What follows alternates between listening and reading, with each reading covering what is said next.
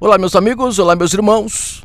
Vocês ouvirão agora uma mensagem impactante sobre a palavra graça, o que ela nos esconde. É algo fortíssimo. Lembre-se que o Messias disse em Mateus 23 que os líderes religiosos adoram esconder o reino do Pai. E nesta mensagem você entenderá claramente que esta palavra foi colocada na mente das pessoas com o intuito de esconder o plano de salvação do Altíssimo. Ouça atentamente. Não julgue a mensagem antes de ouvi-la, porque ela é esclarecedora. Ouça com calma, pare o que você está fazendo, porque esta mensagem pode mudar a sua vida. Você sabia que nós somos seres programáveis? E a arma fundamental para programar o ser humano é a palavra? Pesquise sobre programação neurolinguística. Você vai descobrir que é totalmente possível programar o cérebro de uma pessoa através da linguística, através da palavra. Programação neurolinguística, a arte de programar o cérebro de uma pessoa. Uma maneira mais simples de explicar o que é uma programação neurolinguística seria também você utilizar palavras subliminares. Palavras que dizem uma coisa, faz você entender de um jeito, mas na verdade não tem nada a ver com aquilo. O significado é totalmente outro. O mesmo acontece com a palavra graça. É uma palavra que foi impregnada na mente das pessoas e fazem elas entenderem a graça de uma forma, quando na verdade o plano de salvação do Pai nos mostra que o sentido da graça está totalmente distorcido pelo sistema. E por quê? Para manter o povo debaixo de suas rédeas, debaixo de seus enganos. Foi feita uma programação neurolinguística na mente das pessoas e é necessário acabar com isso, entender de fato o que significa a graça para podermos entrar no reino do Pai e trazer novamente o Éden para o mundo, trazer novamente o equilíbrio para o mundo. Primeiramente, vamos lembrar o que é que nos dizem sobre a graça. O que é que nos apresentaram. Inclusive, textos bíblicos serão usados. Redobre sua atenção a partir de agora. A palavra graça é muito conhecida. Seu significado também. Mas iremos repetir e dar um maior sentido ao áudio a partir de agora. Graça, de acordo com o sistema religioso e também o significado da sua palavra, significa amor incondicional, dom gratuito, favor imerecido, generosidade divina. Uma melhor explicação sobre isso seria um Eloá, ou seja, um Altíssimo, um Criador do Universo, um Deus também conhecido por muitos, ele puro e sem nenhuma obrigação de conceder a graça aos pecadores, mesmo assim ele o fez, ele manifestou a graça, e essa benevolência, essa bondade, aconteceu segundo o seu bem-querer. De acordo com o que aprendemos desde criança, é que somos salvos pela graça. E na medida que eu creio em Jesus Cristo, então eu recebo essa graça e sou salvo. Efésios 2, verso 8 e 9. Para que a compreensão do que eu quero te passar através deste áudio já comece a acontecer, lembre-se do que foi falado lá no início, programação neurolinguística. Todas as vezes que é dita a palavra graça, ela já está programada no nosso cérebro a entender isso que eu acabei de ler. Vamos reforçar. O que acontece dentro do nosso cérebro quando ouvimos a palavra graça? Quando ouvimos a palavra graça, a primeira coisa que nós entendemos é que nós somos pecadores e que o Criador do Universo, um ser altíssimo, maior do que nós, ele vem e perdoa os nossos pecados através da morte do seu Filho na cruz. Isso é o que acontece imediatamente quando ouvimos a palavra graça. Não precisamos ouvir o resumo todo de que graça é amor incondicional, dom gratuito, favor imerecido, generosidade divina. Não vem tudo isso em nossa mente. Quando ouvimos a palavra graça, o que acontece conosco é uma sensação de refrigério, de estar perdoado, de se sentir perdoado. Pense comigo, por que isso acontece? Isso acontece porque o nosso cérebro já está programado para entender assim. Um outro detalhe que também já está programado é que a graça só acontece após o madeiro. Antes do madeiro não existia graça, o que é um tremendo de um engano, pois a graça também acontecia na velha aliança, e você vai entender hoje isso através deste áudio. No livro de Hebreus, capítulo 11, ali fica evidente e claro de que a graça alcançou muitas pessoas na velha aliança. O problema de não compreendermos isso é justamente a interpretação que colocaram em nossa mente referente à palavra graça. Ela está distorcida e precisamos distorcer. É o mesmo que tirar o fermento, é o mesmo que limpar a eira, para que as pessoas possam estar com a mente pura para compreender aquilo que é perfeito, que é pleno. Vamos entender agora o que de fato significa a graça, para que daqui para frente, todas as passagens que nós encontrarmos a palavra graça, a gente faça a tradução e você perceberá que tudo fará muito mais sentido. A palavra graça, de fato, ela significa presença do Altíssimo em si. Guarde aí esta frase: presença do Altíssimo em si, do Santo, do Espírito do Santo em si. Você o recebe, e quando você o recebe, ele transforma a sua vida e você então passa a caminhar para a salvação. Você começa a se purificar, limpar as suas vestes, para então se tornar puro como ele é. Eu já li no começo do áudio a passagem de Efésios 2, verso 8 e 9, onde Paulo diz: vocês são salvos pela graça, por meio da fé. Isso não vem de vocês, é dom de Deus, não por obras, para que ninguém se glorie. Vamos entender essa frase para podermos seguir adiante. Vocês são salvos pela graça, ou seja, pela presença do Altíssimo em si. Quando vocês o recebem, vocês mudam as suas atitudes, começam a ouvir a sua voz e praticar a sua vontade, não a vontade de si mesmo. Isso só acontece por meio da fé. Você precisa acreditar que de fato ele está em você. Isso não vem de você. Você não fez nada para merecer isso. Não foi você que chamou Abraão, não foi você que separou um povo no deserto, não foi você que cuidou deste povo para poder gerar os filhos espirituais até o último minuto, não foi você que teve que morrer no madeiro para que isso acontecesse. Nada fizemos para merecer. Ou seja, o dom de Deus, aquilo que ele fez de benevolência é justamente isso. Todo o plano de salvação foi arquitetado por ele e ele cumpriu. O que cabe a nós é apenas crer, e quando cremos, recebemos ele em nós. Não podemos nos gloriar de nada, apenas recebê-lo em nós e passarmos agora a viver a vida que ele quer que nós vivamos, a vida que ele diz a nós no nosso ouvido. Mas para isso, existem algumas cláusulas do Novo Testamento que precisamos cumprir, e estas cláusulas traremos no finalzinho do áudio para você entender melhor. Antes, vamos entender melhor o porquê que a graça significa a presença do Pai. E vamos agora à velha aliança encontrar a presença dele em vários momentos. A pergunta que eu te faço para você raciocinar: na época de Adão, era lei ou era graça? Lembre-se, a lei só veio a partir de Moisés, muito para frente. Mais uma pergunta: na época de Abel e Caim, era lei ou era graça? Abel foi aceito pelo Pai, através da lei ou através da graça? Enoque foi aceito pelo Pai, pela lei ou pela graça? Noé, na época de Noé, estava valendo a lei ou a graça? Abraão foi chamado pelo Pai, pela lei ou pela graça? Moisés foi aceito pelo Pai, pela lei ou pela graça? É só você parar e pensar. Em Adão e Eva, antes de cair para o pecado, o que havia era a presença do Pai. Isso já era a graça, presença dele.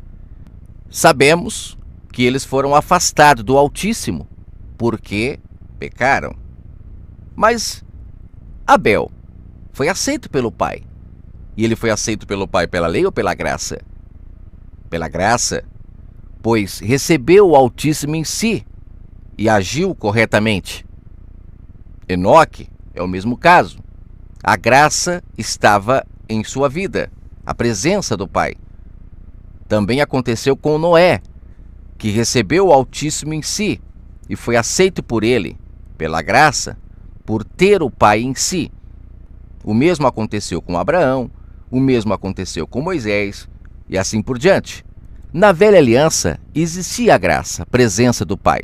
Os profetas eram aceitos pelo Pai porque estavam cheios dele, da sua graça, da sua presença. Você entende que a palavra graça não é algo para a nova aliança, mas também da velha? Infelizmente, na velha aliança, a maioria das pessoas estavam sem a presença dele. Por isso que se enfatiza que a graça aconteceu só após o madeiro. Mas a graça sempre existiu, tanto na velha aliança quanto na nova. Bastava as pessoas quererem ouvir a sua voz. Infelizmente, como na velha aliança poucas pessoas davam ouvido à voz do Altíssimo, preferiam os seus desejos carnais, preferiam as suas próprias vontades, o Pai então separa um povo na terra, aonde ele daria a sua voz de forma externa ao povo, que era a lei estampada na pedra, para que as pessoas todo dia a lessem e pudessem praticá-la. Era algo que todo dia eles precisavam fazer, porque não davam ouvido à voz que vinha do Pai. Os seus ouvidos estavam incircuncisos, por isso precisavam de pai e de mãe, que eram os líderes religiosos, os lavradores, que o Messias fala na parábola de Marcos 12, que o Pai contratou para cuidar da sua vinha. Foi através destes lavradores que o Pai conseguiu trazer a sua verdade, a sua vontade à terra. Já que as pessoas não ouviam a voz do Pai de forma espontânea, então eles eram obrigados a fazer o que era correto de forma obrigatória. Era através da lei, através da imposição. Por isso que as escrituras chamam eles de escravos, filhos de escravos. Só faziam o que era correto porque eram obrigados, não porque eram obedientes. Com o passar do tempo e a imposição das leis, dentro de Israel foi nascendo pessoas cada vez mais puras, mais limpas do fermento da Babilônia, da prostituição, da idolatria e também da imoralidade. Por isso que existia a lei moral e religiosa, também chamada de cerimonial. Era feita de cerimônias.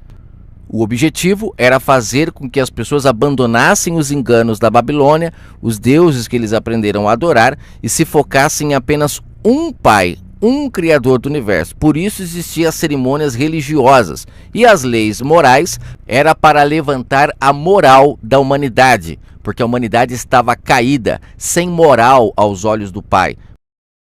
Você já ouviu essa expressão? Você está sem moral? É assim que estava a humanidade diante do Pai.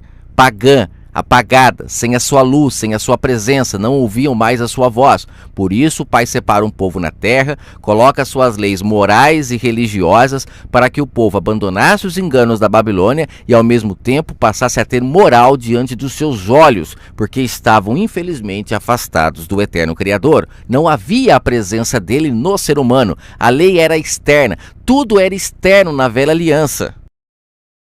Com o passar do tempo, a purificação no entendimento de muitas pessoas lá dentro foi acontecendo.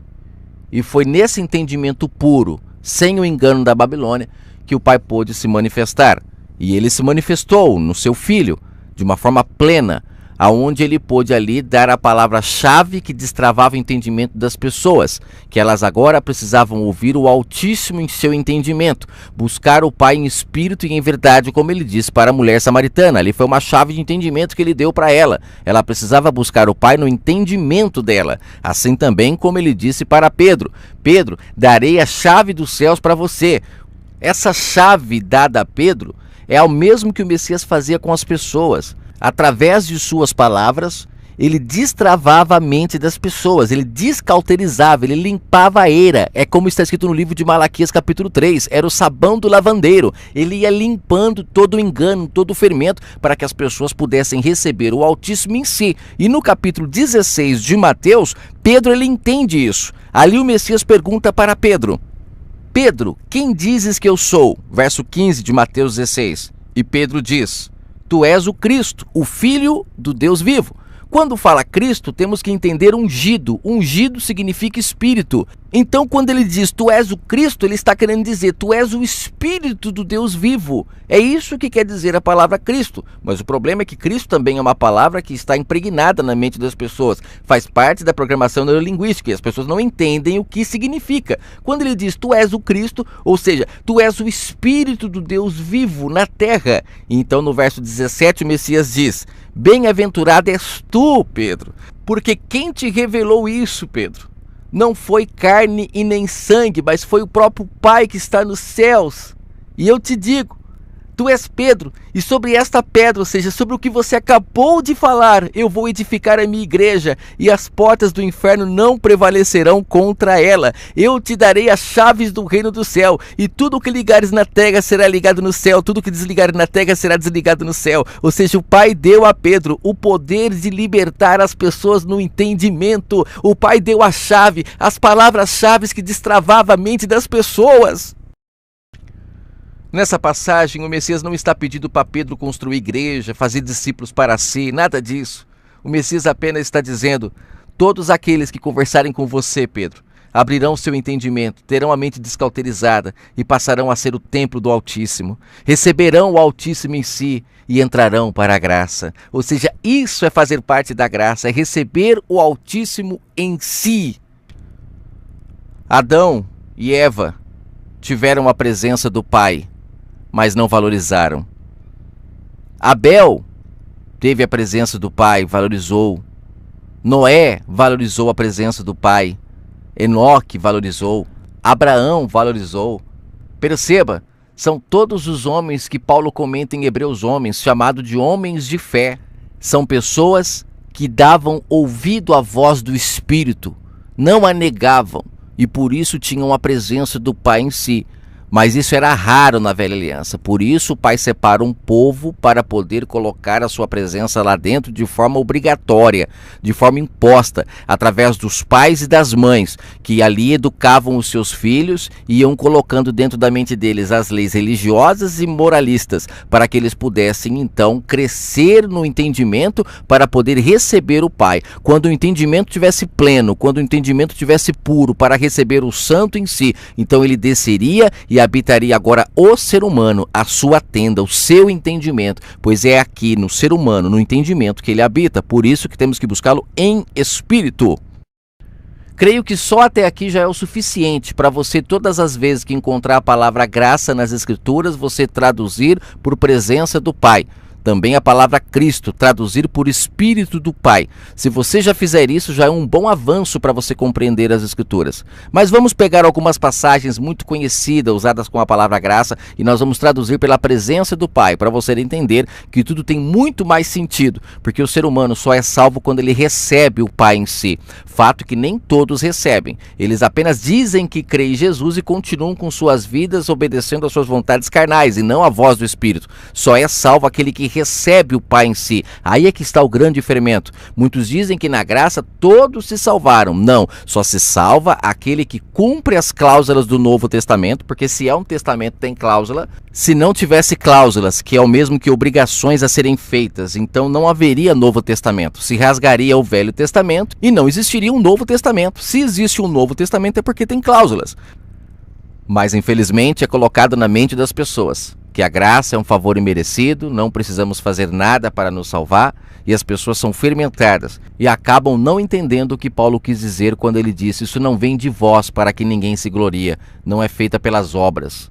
Quando Paulo diz que ninguém se salva por obras, ele está de fato deixando claro que ninguém fez nada para merecer a salvação. Qual de nós temos a coragem de dizer: eu cumpri toda a lei do Pai, morri morte de cruz para poder trazer isso à humanidade, esse benefício, essa benevolência? Qual de nós podemos dizer isso? Ninguém. As obras que Paulo se refere em Efésios 2 são as obras que o povo fazia para tentar se achegar ao Pai.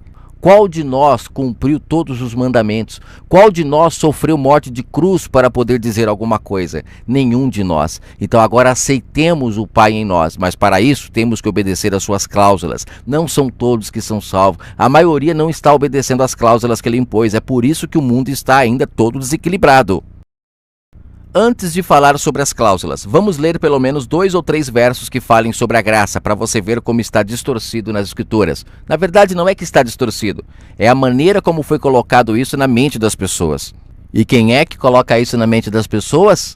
Os mesmos que escondem o reino do Pai aos homens, Mateus 23, se beneficiam, lucram com as coisas do Altíssimo e com isso impedem as pessoas de entrarem no reino, de receber o Pai em si, para que o mundo possa voltar a seu objetivo inicial, ser perfeito. Paulo fala no livro de Colossenses: Cristo em vós é a esperança da glória. Quando ele diz Cristo, traduza por Espírito, por energia, pelo Pai na pessoa.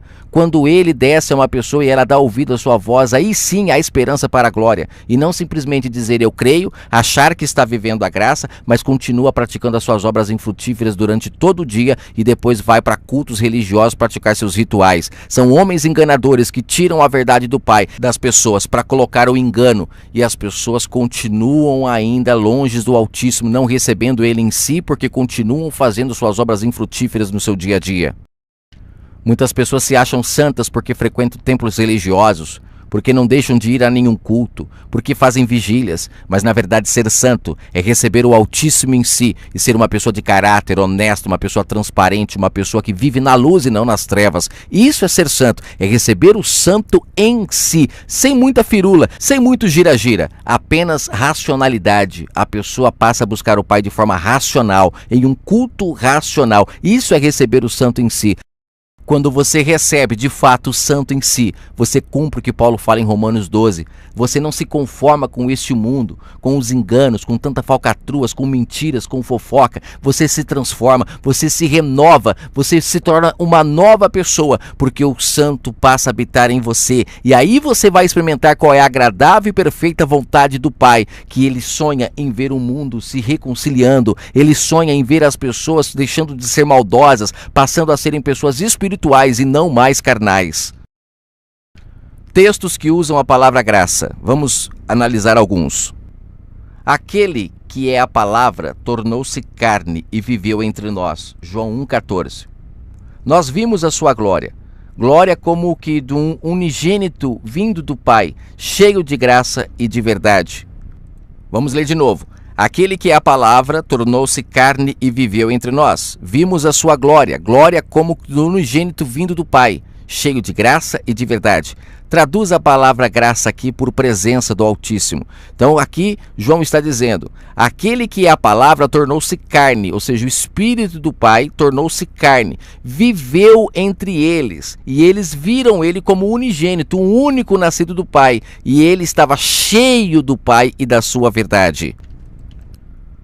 Romanos 3,24. Somos justificados gratuitamente por sua graça, por meio da redenção que há em Cristo Jesus. É o que está escrito na Bíblia, Romanos 3,24. Lembre-se, somos justificados através da obediência à sua voz, ao crer que fomos consagrados através dele, ou seja, passamos a receber o sagrado em nós, passamos a sermos cheios do Santo, do Espírito Santo. Só assim é que acontece a redenção, não é simplesmente nessa fé mística, eu creio e pronto, acabou, não preciso mudar a minha vida. Não, muito pelo contrário, é quando cremos e aceitamos o Santo em nós e passamos a ouvir a sua voz que existe redenção.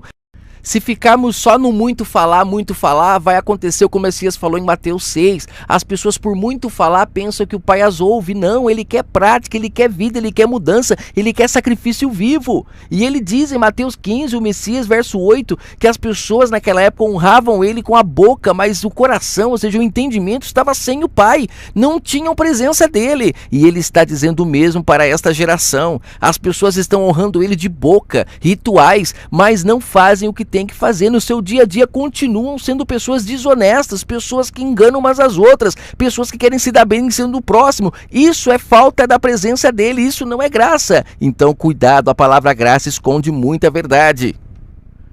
Tito 2, verso 11. Porque a graça de Deus se manifestou salvadora a todos os homens, porque a presença do Altíssimo se manifestou e é capaz de salvar a todos os homens. A palavra graça esconde a presença do Pai. Nós não lemos a graça dessa forma. 2 Coríntios 12, 9. Mas ele me disse, minha graça é suficiente a você, pois o meu poder se aperfeiçoa na sua fraqueza. Portanto, eu me gloriarei ainda mais alegremente em minhas fraquezas, para que o poder de Cristo repouse sobre mim. Ou seja, a minha graça, a minha presença, Paulo, é suficiente para você. O fato de você me ouvir, você já tem que estar feliz da vida. E isso vai aperfeiçoando as suas fraquezas. Então fique feliz nas suas fraquezas, porque eu estou te aperfeiçoando, para que o poder da palavra, que é o Espírito do Pai, sempre se mantenha sobre sua vida.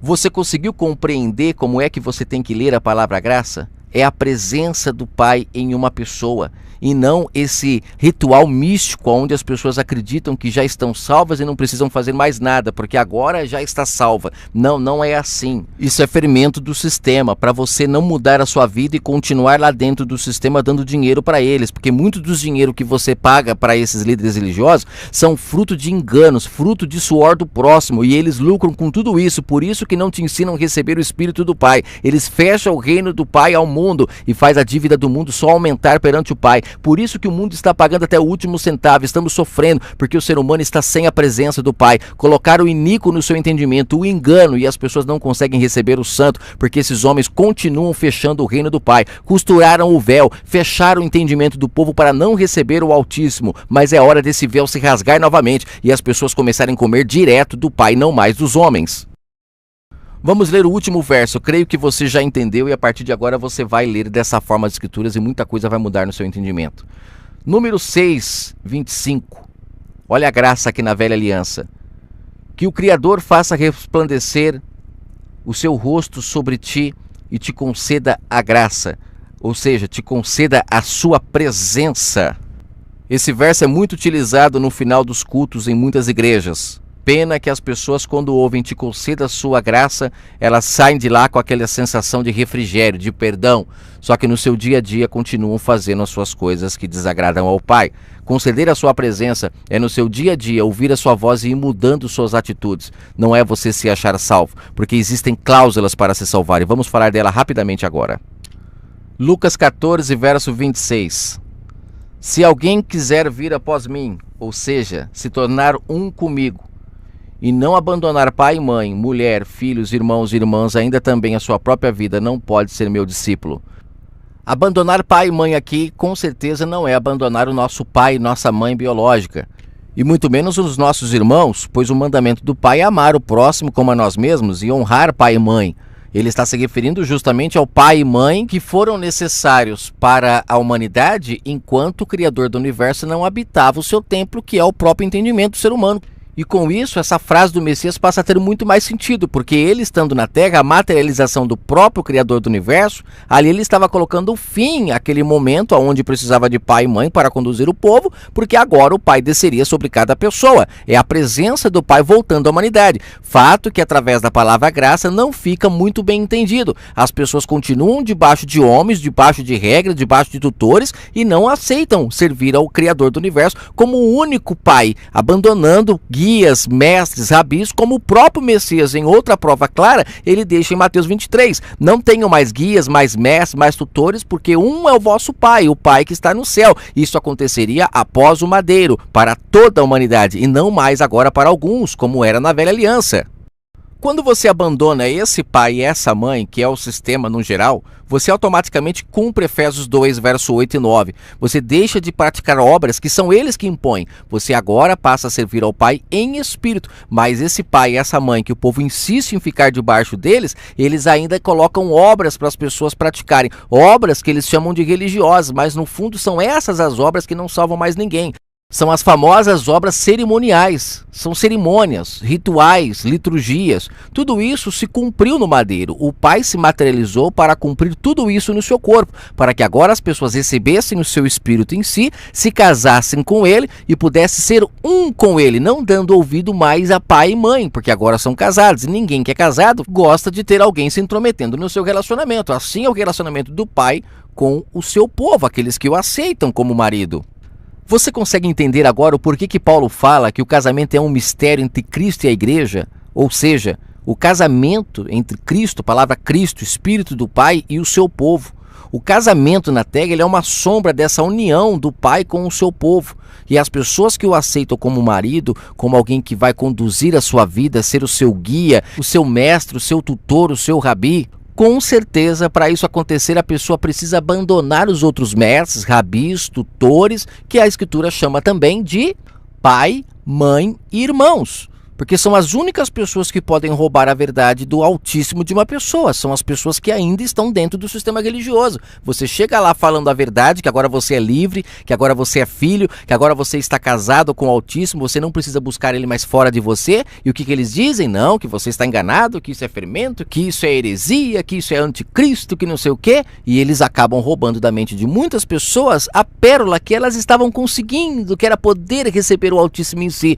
E elas acabam pegando essa pérola e pisando em cima e voltando a comer com os porcos. E é claro, quando as pessoas abandonam a pérola para ficar com a lavagem, quem lucra são os cuidadores de porcos.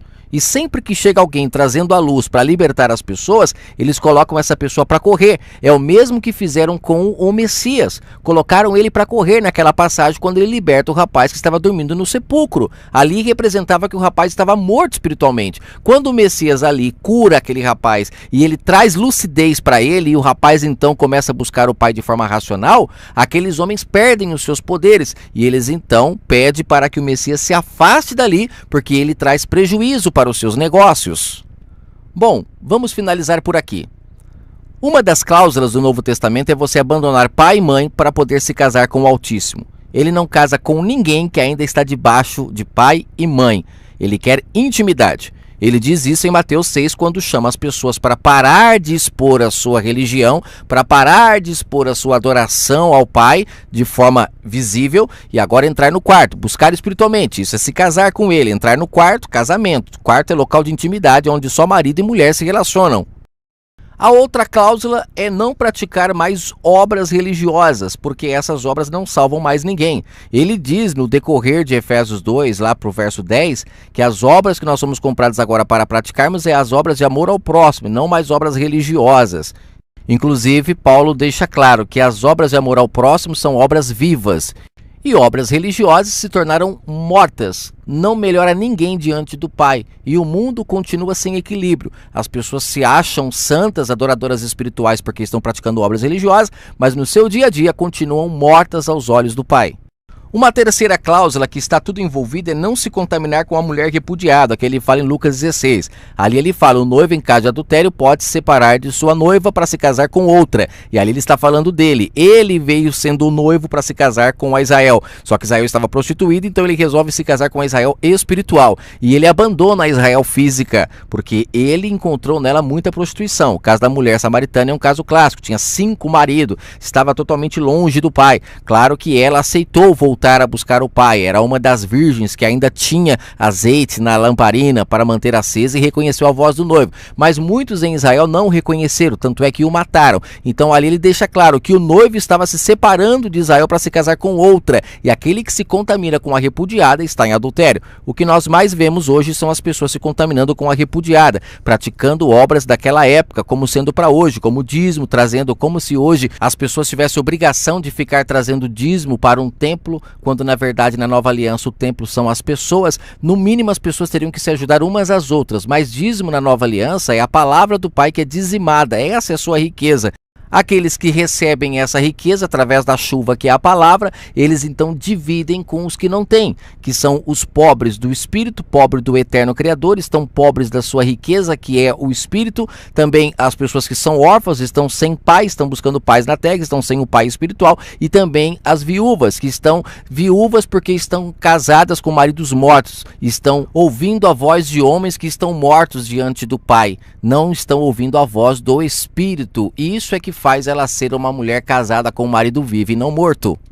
Você entendeu que eles trazem tudo fisicamente, isso mostrando que ainda estão se relacionando com a mulher repudiada? Assim também é a guarda do sábado. Assim também são as práticas de liturgias, como ceia, como batismo. Tudo isso foi necessário para a velha aliança, mas eles trazem até hoje para manter o povo debaixo das suas rédeas, para manter os seus lucros. Quando as pessoas abandonarem tudo isso, se cumpre Apocalipse 18, onde diz que os mercadores da fé perderão o seu domínio, perderão suas riquezas, porque ninguém comprará mais as suas mercadorias, os seus enganos. O maior fermento que existe nesse livro Bíblia é a separação do Novo Testamento, começando no nascimento do Messias, sendo que o próprio Messias, enquanto estava em carne, estava cumprindo a lei. Ele cumpriu a lei e foi no madeiro, como está escrito em Romanos 7, que a lei se cumpre no seu corpo. E o maior fermento que a religião tem na manga para poder fermentar a mente das pessoas, elas não entenderem o agir do Pai, é esse Novo Testamento começando em lugar errado. Aprenda, o Novo Testamento começa após a ressurreição do Messias em Atos. Ali começa a descida do Espírito Santo. E isso só foi possível porque no corpo do Messias a lei se cumpriu, para que agora as pessoas pudessem receber o Santo em si. Como pode existir um Novo Testamento se o testador ainda vive, disse Paulo em Hebreus 9. O Messias vivo, a lei ainda estava viva. A lei acaba no seu corpo, no madeiro, para o Pai descer agora a todo ser humano. E aí se cumpre Hebreus 8, que o Pai descendo sobre o ser humano, ele se torna um ser racional. Agradeço ao Pai Eterno por você que conseguiu ouvir essa mensagem até o final. Eu tenho certeza que você não será mais enganado por essa palavra graça. Para você de fato entrar na graça, você precisa cumprir as cláusulas do Novo Testamento, abandonar pai e mãe, você precisa entrar no quarto para buscar o pai, você precisa de fato nascer de novo, abandonar as lavagens que os homens dão, homens mercenários que lucram com o sacrifício do Messias, que vivem da sua herança. Lembre-se, para poder comer o pão que vem da boca do Pai, tem que abandonar o pão que vem da boca dos homens. E o Pai Altíssimo aguarda que todo ser humano abandone a lavagem para poder receber do seu pão. Não olhe para trás. Se você aceitou abandonar a lavagem, pai e mãe, aceitou buscar o Pai dentro do seu quarto, que é o seu entendimento, não olhe para trás. Não volte a praticar obras que antigamente você achava que te salvava, porque isso fará de você uma estátua de sal aos olhos do Pai, assim como a mulher de Ló. Se você olhar para trás, para toda aquela prostituição que você fazia, isso demonstra que você sentia prazer naquilo, e o Pai então fará com que você se transforme em uma estátua de sal, alguém sem sabor para o resto da sua vida. Não terá mais sacrifício que possa te perdoar. O que o eterno Criador tinha que fazer, ele já fez. Ele já separou um povo na terra, ele já deu a sua lei cerimonial, a sua lei moral para o povo, para purificar o entendimento deles. Após de purificado, ele vem, ele habita o entendimento do ser humano e ele pode falar com o povo e trazer palavras de vida eterna. Após tudo feito, ele é morto, mas ele deixou ali as suas palavras. Quem a ouvir, isso significa ter fé. Tenha fé no que ele disse. Abandone pai e mãe, abandone os fermentos, abandone a lavagem, porque eu quero habitar, como ele disse em João 14, eu voltarei a vós. E ali quem estava falando na boca dele é o próprio Espírito que habitava aquele corpo. Eu voltarei a vós, basta vocês crerem, aceitem, abandonem os enganos que eu voltarei a vós e trarei racionalidade à humanidade. O ser humano voltará a ouvir a minha voz para voltar para o seu Éden, para o seu equilíbrio. A humanidade passará a ter novamente eu habitando no seu entendimento para trazer equilíbrio e paz. Se você entendeu esta mensagem, repasse ela o máximo que você puder, porque a palavra graça, ela tem encoberto esta grande verdade, que a graça significa a presença do Pai. Muitos acham que estão na graça, mas infelizmente estão comendo lavagem na mão do sistema. Entrar na graça é receber o Altíssimo em si, e para isso basta crer e cumprir as cláusulas que ele deixou. Se você assim o fizer, você entra no reino e esses homens nunca mais lucrarão em cima da sua vida. Os mercadores da fé perderão o poder sobre você. Que o Altíssimo abençoe a todos.